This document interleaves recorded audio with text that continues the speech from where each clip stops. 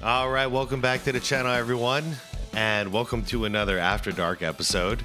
Tonight, this was by request. Actually, I just responded to this comment saying, yeah, it's a great idea. I was trying to figure out a way to talk about Jerry West without just going and watching like a non-stop video about Jerry West's history. And this was proposed to me, and I think this is a good idea. So this is a secret base a secret base video. I don't know if you're familiar with their content, but really cool sports content I would always watch on my own free time.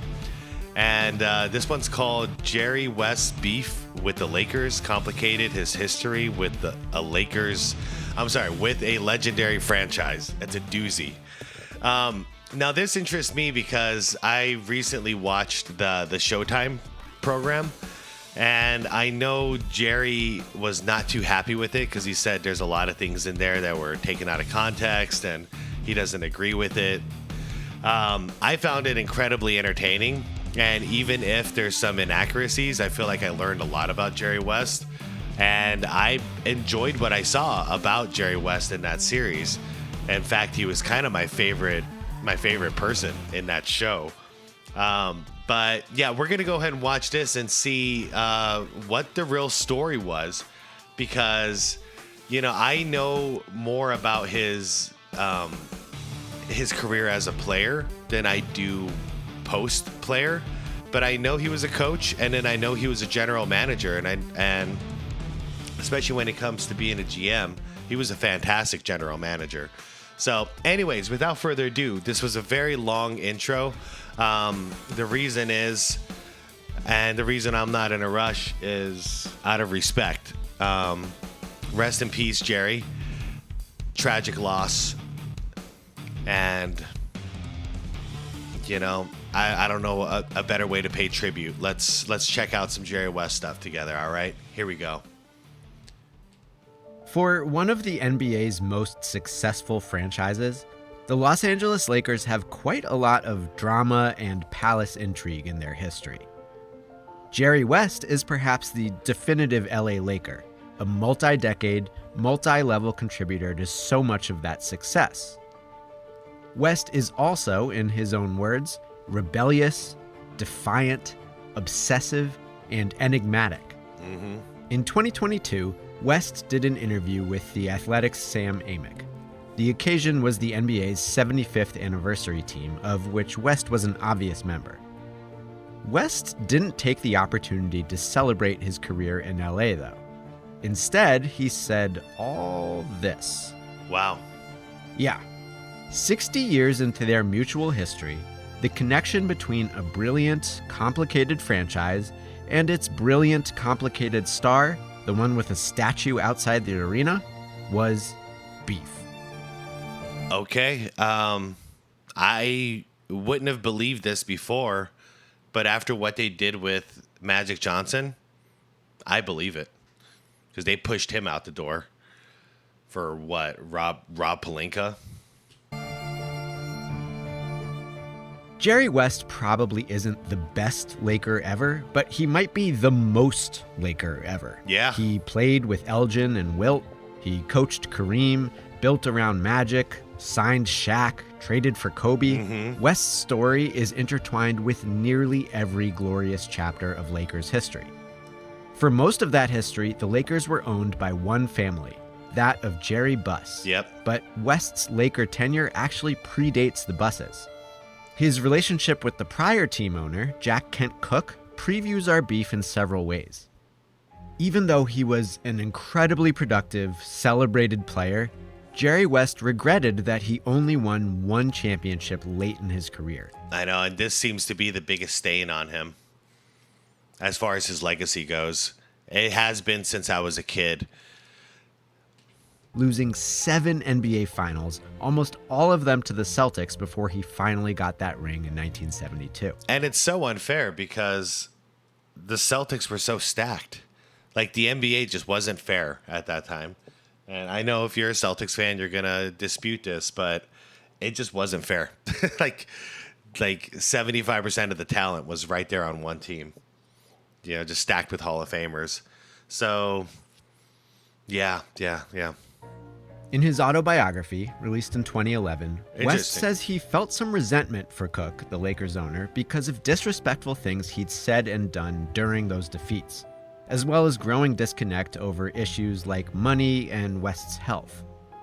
The point is, West retired as a player in 1974 on pretty bad terms with his boss. When West agreed to come back and coach the Lakers in '76, it was only after settling a lawsuit with Cook over whether the Lakers owed West a permanent job. Wow. This is all peculiar, but so are the Lakers, and so is Jerry West. That lawsuit surfaced an important conceptual component of our beef. Jerry West, Laker for life. Yeah, so him fighting for wanting that. Wow, imagine that. It's so the opposite of nowadays where everybody wants that employment freedom and they hop around from job to job. Like, he started with the Lakers and he was fighting to be with the Lakers until he was done ever working. So he was for sure Laker for life, committed to the organization, even though he had beef with the owner. A couple years into West's coaching tenure, 1979, another Jerry bought the Lakers, Jerry Buss. Even when he tired of coaching, West stayed with the Lakers as a consultant and scout.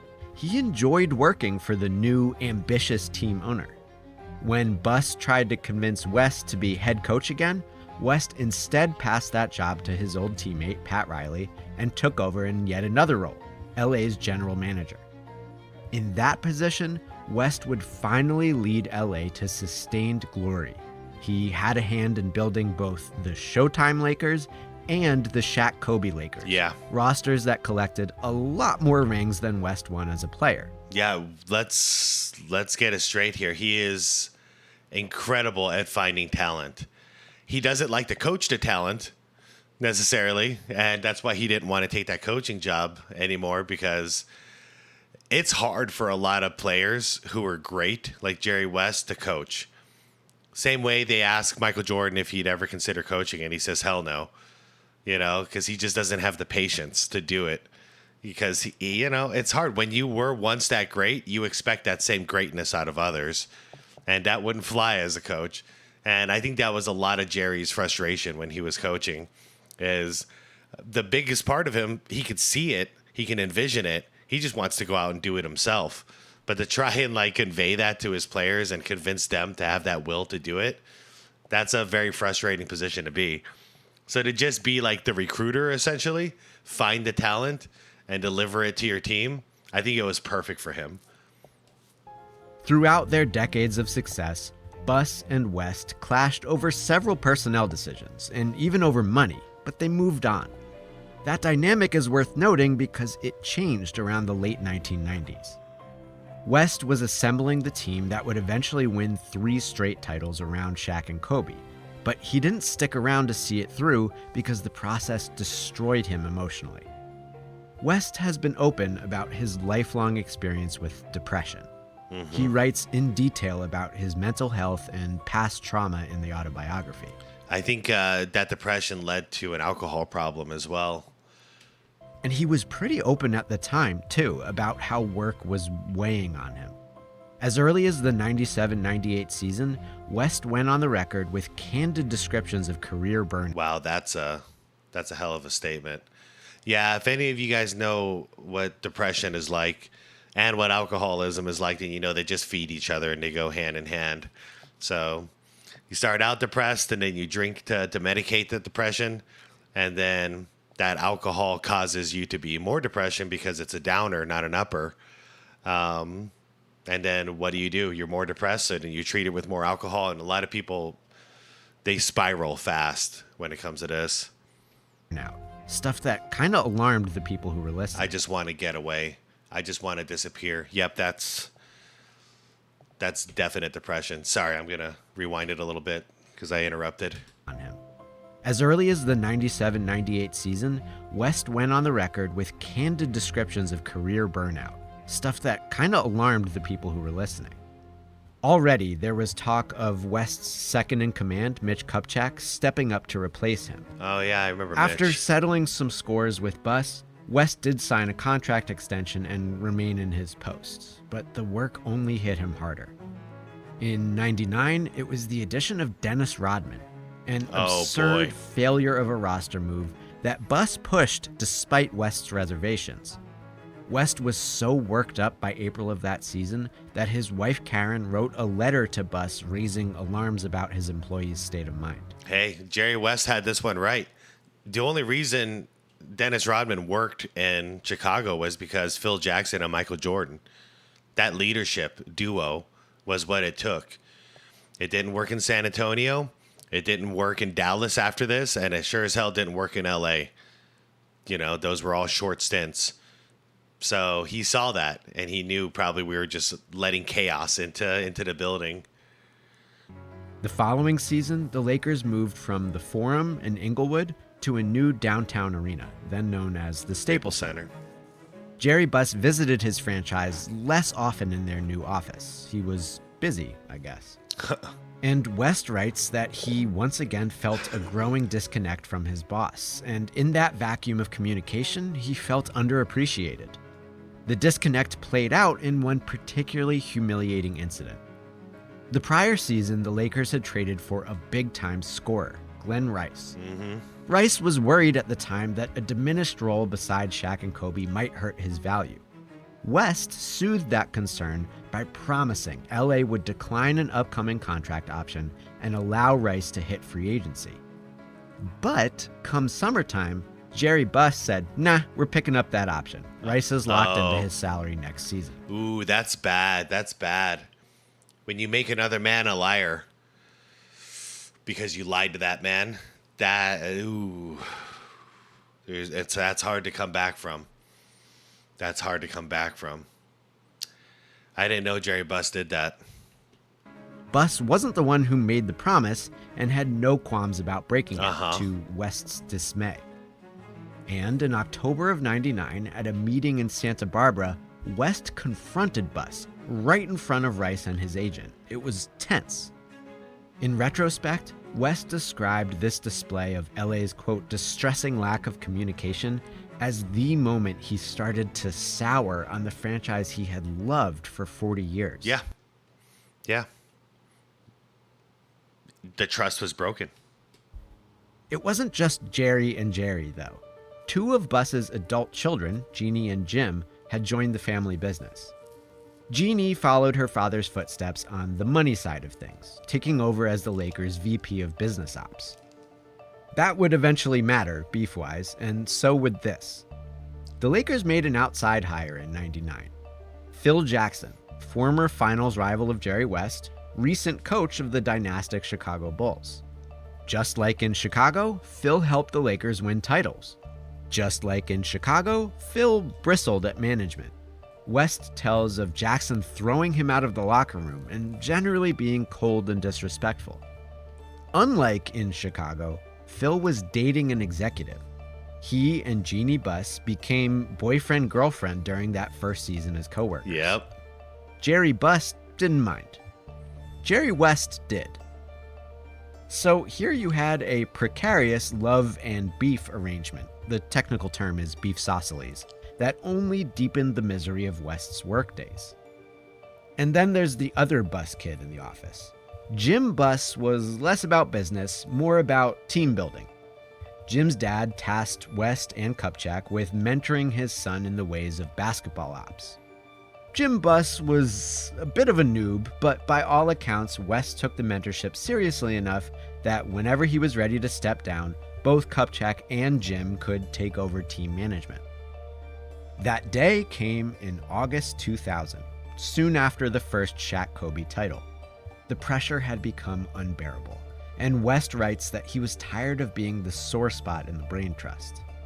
It wasn't a terrible shock, given how Jerry had been talking for a couple years. And West didn't go far. He hung around as a consultant to Kupchak and Jim Buss. This was the shock. In 2002, West got hired as lead executive of the Memphis Grizzlies.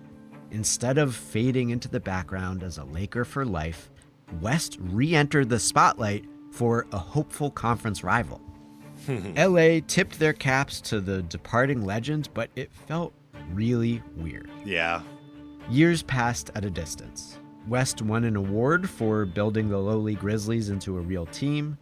Jeannie remained in charge of LA's business. Jim handled more and more of the basketball, receiving a title promotion in '05.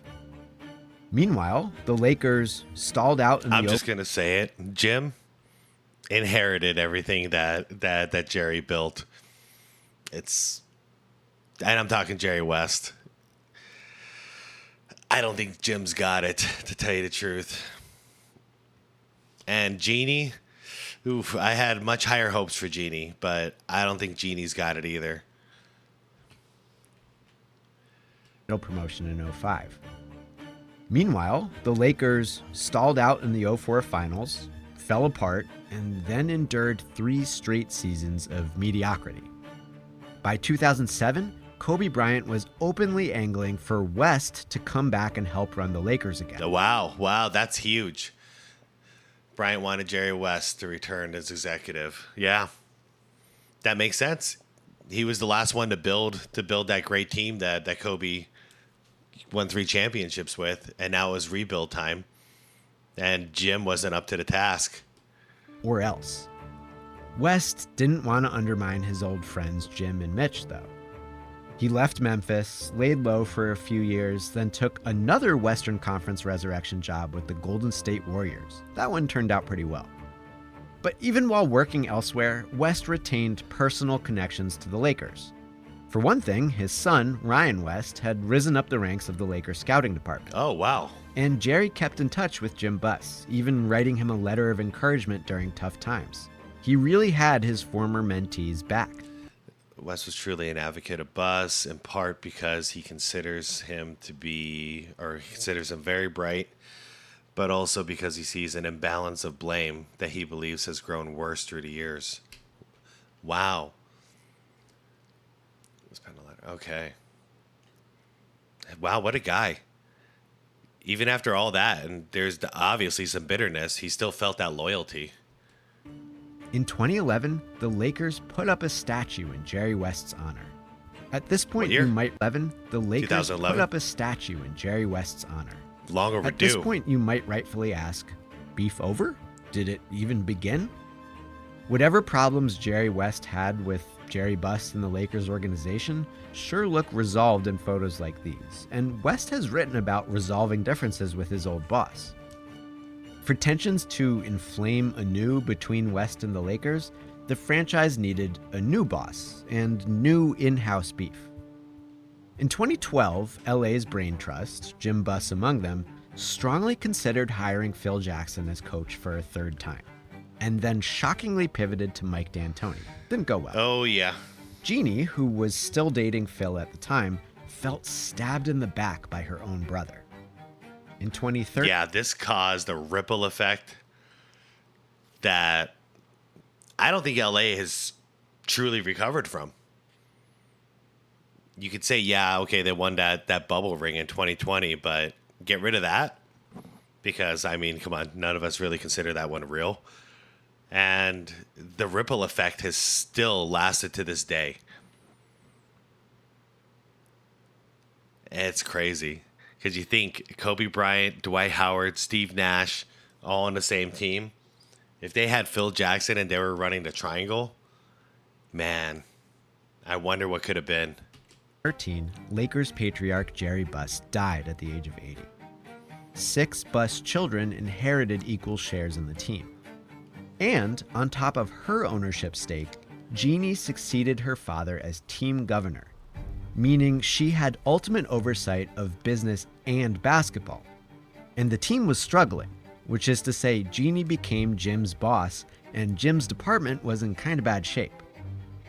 4 losing years later, Jeannie fired her brother. Mm-hmm.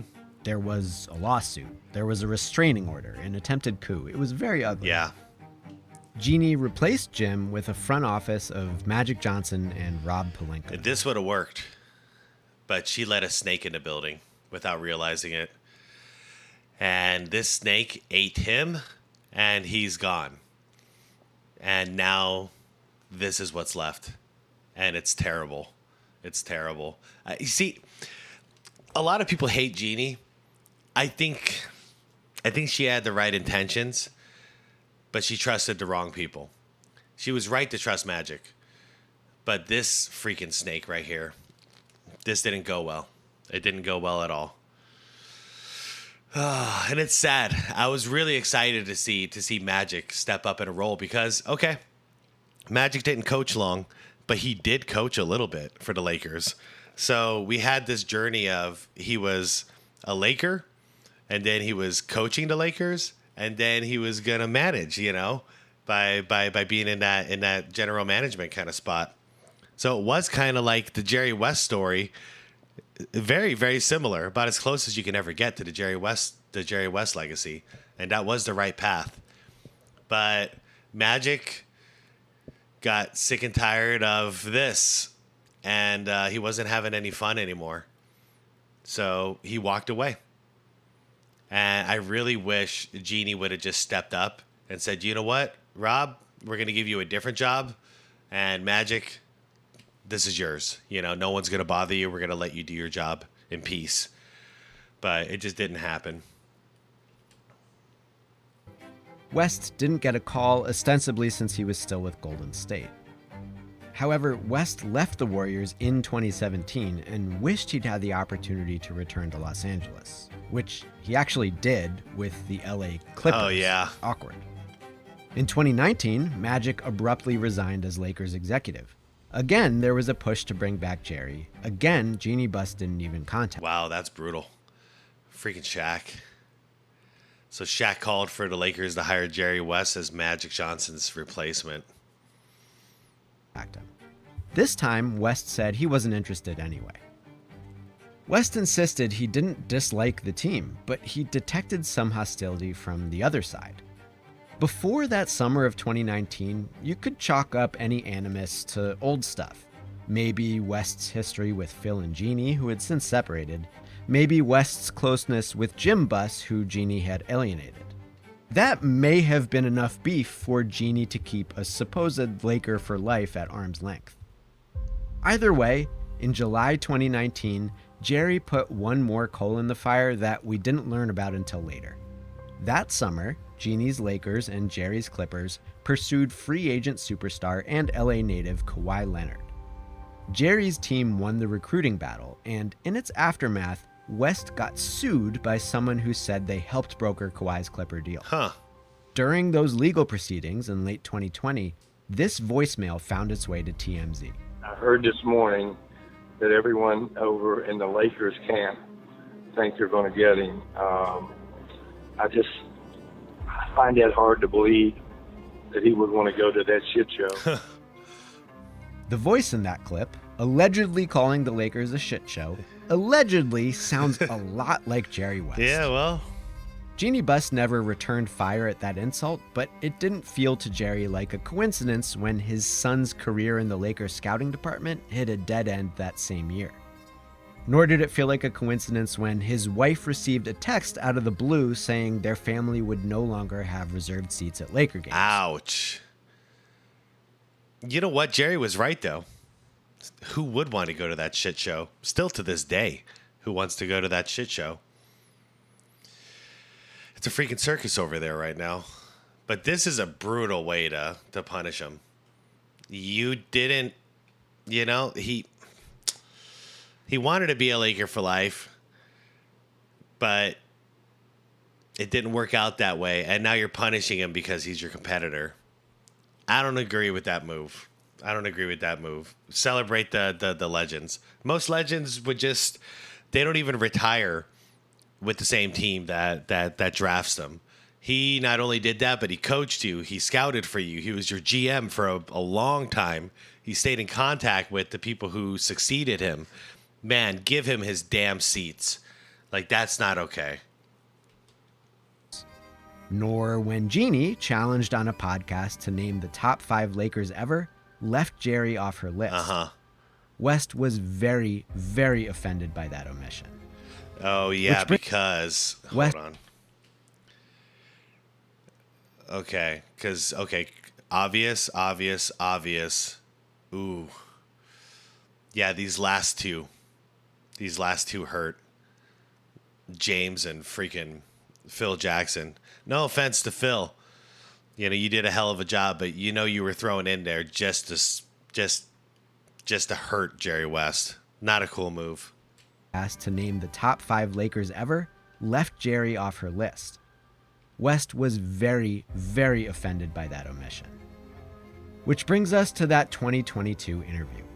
Over 60 years into his NBA career, a supposed Laker for life with a statue outside their arena said he felt like a piece of trash, that he had a horrible relationship with the team, and that maybe he should have played somewhere else where he was more appreciated. Damn. It's a shame that such an important individual in Lakers history could feel so at odds with the franchise. Excuse me. But maybe it makes perfect sense. For all their glory, the Lakers have been a pretty messy franchise. It stands to reason that a guy who helped engineer that glory would also be a big part of the mess. Maybe in Lakerland, you can't have one without the other.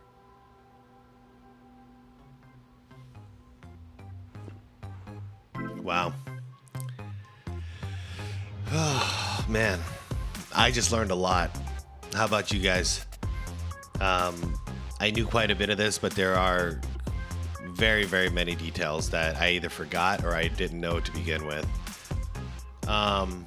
It's sad to me that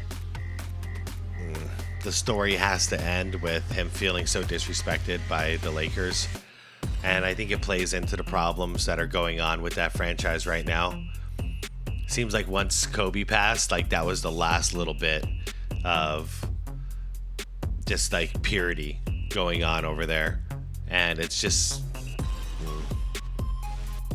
it's a sad show. I don't know if you guys watch any Laker games these days, but no one is happy over there. And that used to be like the happiest place on earth to play basketball. Everyone's having fun. Everyone's smiling, laughing. Entertainment is off the hook. Now it just looks sad. But yeah, I figured this would be a better idea than checking out Jerry's playing years, because I think that's so well documented and we know so much about it. And I didn't want to end a video with like, oh, the guy only won one championship, blah, blah, blah, blah, blah. Like, I don't want to analyze him as a player. He was a fantastic player, and he was playing in an era where the deck was stacked against him in the favor of the Boston Celtics. So I don't know. I have nothing but good words to say about Jerry West as a man, his integrity, and his commitment to the game of basketball is astonishing. So I'd like to say thank you, Jerry. Well deserving of that logo. I hope it stays. And yeah, man, thank you for your hard work. Never been a Lakers fan, so you were working for the enemy, but my God, did you do a lot for the game of basketball. So thank you very much. May you rest in peace. Everybody have a wonderful night. Tell your loved ones you love them, because you just never know. You know, you never know. Carpe diem, seize the day. Gather your rosebuds while you may. Peace out, everybody. Have a wonderful night. Thank you for watching. I'll see you all tomorrow.